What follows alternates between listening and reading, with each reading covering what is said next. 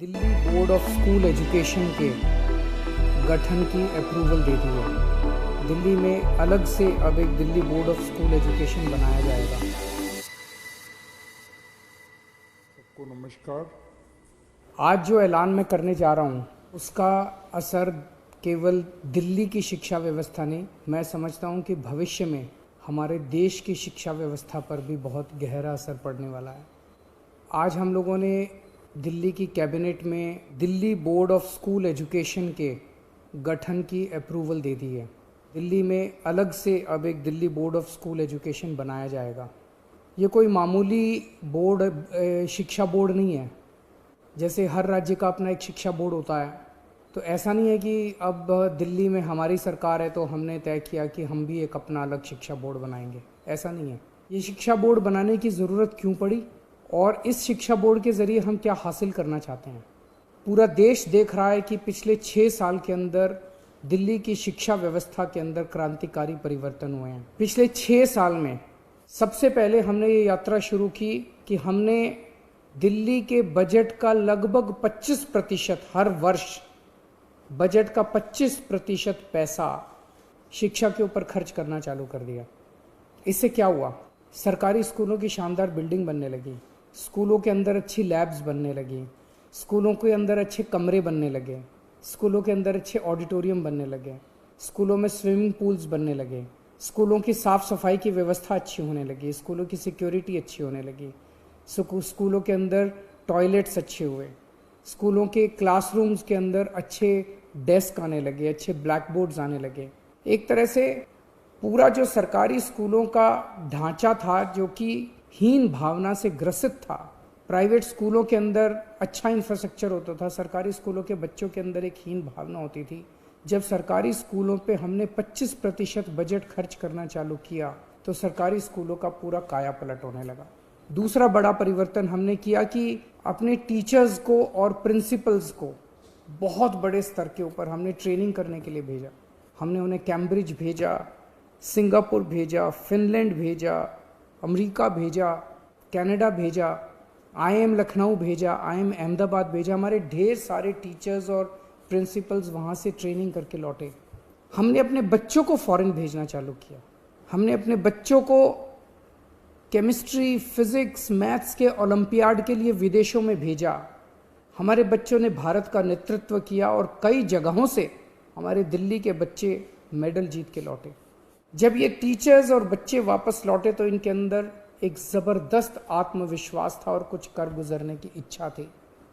तीसरा हमने बड़ा परिवर्तन किया कि हमने अपने प्रिंसिपल्स को एम्पावर किया। अभी तक हर स्कूल के अंदर दिल्ली सरकार का डायरेक्टोरेट ऑफ एजुकेशन का बहुत ज़्यादा इंटरफेरेंस होता था छोटी छोटी चीज़ों के ऊपर। स्कूल में कुछ भी खरीदना है, स्कूल में कुछ भी रिपेयर कराना है, सरकार से परमिशन लो। कई टीचर्स की पोस्ट कई सालों तक खाली पड़ी रहती थी। अब हमने प्रिंसिपल को पावर दे दी। प्रिंसिपल की पावर 5,000 रुपये से बढ़ा के 50,000 रुपये कर दी और उसको पावर दे दी कि अगर सरकार किसी टीचर की अपॉइंटमेंट रेगुलर नहीं कर पा रही तो वो एक सेशन के लिए बाहर से किसी टीचर की अपॉइंटमेंट करके अपना बच्चों की पढ़ाई सफ़र नहीं होनी चाहिए। हमने हर स्कूल के अंदर एस्टेट मैनेजर्स की नियुक्ति की। कई नए प्रयोग किए गए। सरकारी स्कूलों के बारे में कहा जाता है कि 5वीं क्लास तक भी बच्चे आते आते उनको ना अपनी किताब पढ़नी आती है, ना अपना एक लाइन पढ़नी आती है, ना गणित के बेसिक क्वेश्चंस आते हैं। उनको तैयार करने के लिए हमने मिशन चुनौती और मिशन बुनियाद जैसे कार्यक्रम, नए प्रयोग शुरू किए। हैप्पीनेस करिकुलम लेके आए जिससे बच्चों को मेडिटेशन कराना सिखाते हैं। बच्चों के इंटरपर्सनल रिलेशंस अपने माँ बाप के साथ, अपने परिवार के साथ, अपने दोस्तों के साथ रिश्ते अच्छे होते हैं। बच्चों के इमोशनल नीड्स पूरे होते हैं। हैप्पीनेस करिकुलम लेके आए, एंटरप्रेन्योरशिप करिकुलम लेके आए। तो इस तरह से कई सारे प्रयोग पिछले 6 साल के अंदर किए गए, जिसकी वजह से आज दिल्ली के सरकारी स्कूलों के नतीजे 98% आने लगे हैं। प्राइवेट स्कूलों से ज़्यादा नतीजे आने लगे हैं। हमारे बच्चों का इंजीनियरिंग में, मेडिकल में, बड़े अच्छे कॉलेजेस के अंदर एडमिशन होने लगे हैं। पेरेंट्स को भरोसा हो गया है कि अब हमारे बच्चे सरकारी स्कूलों के अंदर उनका भविष्य सुरक्षित है। ये बहुत बड़ी बात है। जो पेरेंट्स पहले सरकारी स्कूलों में अपने बच्चों को भेजना नहीं चाहते थे, आज वो पेरेंट्स अपने बच्चों को सरकारी स्कूलों में जब भेजते हैं तो उनको भरोसा होता है कि उनके बच्चों का भविष्य सुरक्षित है। बच्चों के अंदर एक जबरदस्त आत्मविश्वास पैदा हुआ है। अब अगला स्टेप लेने का समय आया है। अब ये तय करने का समय आया है कि स्कूलों में क्या पढ़ाया जा रहा है और कैसे पढ़ाया जा रहा है। हम शिक्षा क्यों देते हैं अपने बच्चों को? हम शिक्षा देते हैं 3 कारणों से, और अब वो तीनों लक्ष्य, ये जो Delhi board of school education बनाया जा रहा है, ये 3 लक्ष्य पूरे करेगा। पहला लक्ष्य, हमें ऐसे बच्चे तैयार करने हैं जो कट्टर देशभक्त हों, जो अपने देश के लिए मर मिटने का जज्बा रखते हों। हमारे बच्चे हमारे देश का भविष्य हैं। हमें ऐसे बच्चे तैयार करने हैं जो आने वाले समय में हर क्षेत्र के अंदर इस देश की जिम्मेदारी अपने कंधों पे उठाने के लिए तैयार हों, चाहे वो साइंस का क्षेत्र हो, चाहे टेक्नोलॉजी का क्षेत्र हो, चाहे बिजनेस का क्षेत्र हो, चाहे व्यापार का क्षेत्र हो, चाहे राजनीति का क्षेत्र हो, चाहे सामाजिक क्षेत्र हो। हर क्षेत्र के अंदर हमारे बच्चे देश की जिम्मेदारी उठाने के लिए तैयार हों। ऐसे बच्चे हमारी शिक्षा तैयार करेगी। अब दूसरा लक्ष्य, हमारे बच्चे अच्छे इंसान बने, चाहे किसी भी धर्म के लोग हों, चाहे किसी भी जाति के लोग हों, चाहे अमीर हों, चाहे गरीब हों।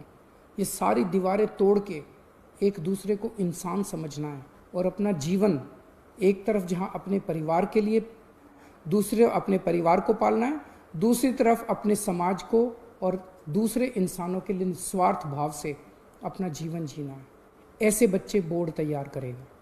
और तीसरा, आज हमारे देश के अंदर सबसे बड़ी समस्या है, बड़ी बड़ी डिग्री, पीएचडी करने के बाद, बीए, बीएससी, बीकॉम, एमकॉम, बड़ी बड़ी डिग्रियां करने के बाद भी बच्चों को नौकरी नहीं मिल रही। बच्चे घर में बेरोजगार बैठे हैं। ऐसी शिक्षा का क्या फायदा? अब ये बोर्ड ऐसी शिक्षा तैयार करेगा, ऐसी शिक्षा प्रणाली तैयार करेगा। हम क्या पढ़ाएंगे, कैसे पढ़ाएंगे, ये बोर्ड बच्चों को अपने पैरों पे खड़ा होने के लिए तैयार करेगा, ताकि जब शिक्षा करके वो निकले तो वो रोजगार ढूंढने के लिए दर दर की उसे ठोकरें न खाने पड़े, उसका रोजगार उसके साथ तैयार होना चाहिए। ऐसी शिक्षा तैयार की जाएगी। इसलिए इस बोर्ड का गठन किया जा रहा है, ऐसी शिक्षा देने के लिए, ऐसा शिक्षा का कंटेंट तैयार करने के लिए, और प्रक्रिया ऐसी बनाई जाए। आज हमारा पूरा का पूरा शिक्षा तंत्र रटने पे जोर देता है। रटो और साल के अंत में 3 घंटे के पेपर के अंदर उलट के आ जाओ। ये बदलना पड़ेगा। अब रटने पे जोर नहीं होगा, अब समझने पे जोर होगा। एक बच्चे का असेसमेंट साल के अंत में 3 घंटे में नहीं लिया जाएगा, उसका असेसमेंट पूरा साल लगातार चलता रहेगा। उस बच्चे का असेसमेंट लगातार पूरा साल चलेगा। ये इंटरनेशनल स्तर का बोर्ड बनाया जा रहा है, जिसमें ढेर सारे इंटरनेशनल संस्थाओं से सहयोग लिया जाएगा। इंटरनेशनल प्रैक्टिसेस को स्टडी किया गया है और भी स्टडी किया जाएगा, और उन इंटरनेशनल प्रैक्टिसेस को हम दिल्ली में अपने स्कूलों में और अपने बोर्ड में लेके आएंगे। इसमें हाई एंड टेक्निक्स का इस्तेमाल किया जाएगा बच्चों को पढ़ाने के लिए और बच्चों की असेसमेंट करने के लिए। जैसे मैंने बताया कि रटने के ऊपर से ध्यान हटा के अब समझने के ऊपर और पर्सनैलिटी डेवलपमेंट, एक बच्चे को तैयार किया जाएगा। हमारा ये मानना है कि भगवान ने इंसान को बनाया है, हर इंसान के अंदर कुछ ना कुछ अच्छाई जरूर डाली है, कुछ ना कुछ उसके अंदर स्पेशलिटी, हर इंसान स्पेशल है। वो क्या स्पेशल है, ये शिक्षा प्रणाली की जिम्मेदारी होगी कि उस बच्चे की उस स्पेशलिटी को निकाल के उसकी किस चीज़ में रुचि है और उसे किस चीज़ की ज़रूरत है, उसका कैरियर किस चीज़ में होना चाहिए और उसे कौन सा कोर्स पढ़ना चाहिए। ये शिक्षा प्रणाली निकाल के उस बच्चे को वही सिखाया जाएगा जिसमें वो माहिर है, ना कि एक रट्टू तोता जो अभी बनते हैं वो बनाया जाएगा। दिल्ली में 1000 के करीब लगभग सरकारी स्कूल हैं, 1700 के करीब प्राइवेट स्कूल हैं। इनमें सरकारी स्कूल सारे सीबीएसई के हैं और 1700 जो प्राइवेट स्कूल हैं ये भी मोस्टली सीबीएसई के हैं। इस वर्ष 21-22 एकेडमिक ईयर में 20 से 25 सरकारी स्कूलों को हम एक साथ सारे स्कूलों को इस बोर्ड में नहीं लेके आएंगे। इस साल सबसे पहले साल में 20 से 25 सरकारी स्कूलों को इस बोर्ड में शामिल किया जाएगा। उन्हें सीबीएसई से उनकी एफिलिएशन हटा के इस बोर्ड की एफिलिएशन दिलाई जाएगी। ये कौन से स्कूल होंगे, इसका चयन हम वहाँ के प्रिंसिपल्स, टीचर्स, पेरेंट्स के साथ मिलकर करेंगे और हमें उम्मीद है कि 4 से 5 साल के अंदर वॉलंटरीली सारे सरकारी स्कूल और सारे प्राइवेट स्कूल जो हैं वो इस बोर्ड में शामिल हो जाएंगे। इसकी एक गवर्निंग बॉडी होगी जिसकी अध्यक्षता एजुकेशन मिनिस्टर करेंगे इसकी एक एग्जीक्यूटिव बॉडी होगी डे टू डे काम के लिए, जिसकी अध्यक्षता एक CEO करेंगे। गवर्निंग बॉडी में, एग्जीक्यूटिव बॉडी में एक्सपर्ट्स होंगे, ढेर सारे इंडस्ट्री के भी होंगे, एजुकेशन के भी होंगे, प्राइवेट के, सरकारी स्कूलों के प्रिंसिपल्स होंगे, ब्यूरोक्रेट्स होंगे। और आज इस निर्णय से मैं व्यक्तिगत तौर पे बहुत ज़्यादा खुश हूँ, उत्साहित हूँ। मुझे हमेशा ये लगता था, पहले राजनीति में आने के पहले हम लोग NGO में काम किया करते थे, समाज सेवा का काम किया करते थे, और हमें ये लगता था कि हमारी शिक्षा प्रणाली काफ़ी ज़्यादा दूषित है, जिसकी वजह से देश की कई सारी समस्याएं, अगर शिक्षा को ठीक किया जाए तो देश की कई समस्याओं का समाधान निकल सकता है।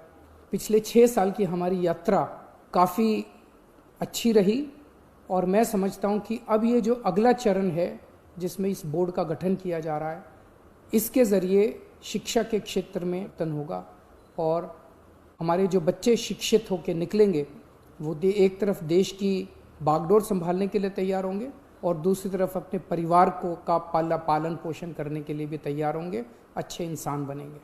बहुत बहुत शुक्रिया।